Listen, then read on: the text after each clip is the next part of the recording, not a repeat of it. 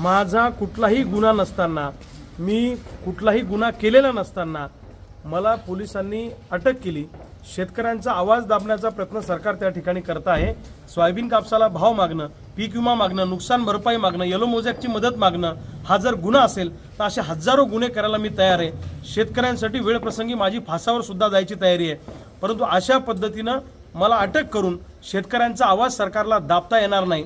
मला आज असं कळलंय पोलिसांकडून की मला रात्रभर पोलीस कोठडीत ठेवणार आहेत आणि उद्या न्यायालयामध्ये हजर करणार आहेत आणि पोलीस माझी उद्या 15 दिवसाची न्यायालयीन कोठडी मागणार आहे। मला सरकारच्या मार्फत तुरुंगात टाकण्याचा प्रयत्न आहे असा माझा स्पष्ट आरोप आहे।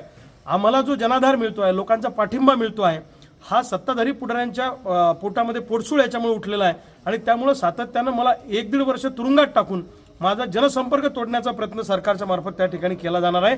मी एकच सांगतो की मला अटक करून शेतकऱ्याचा आवाज दबणार नाही। रक्ताच्या शेवटच्या थेंबापर्यंत मी शेतकऱ्यांसाठी लढत राहणार आहे।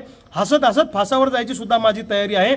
एक गोष्ट सांगतो, उद्या मलकापुरातलं आंदोलन होणार म्हणजे होणार। शेतकरी कार्यकर्ते जाऊन रेल्वे रोको करणार म्हणजे करणार।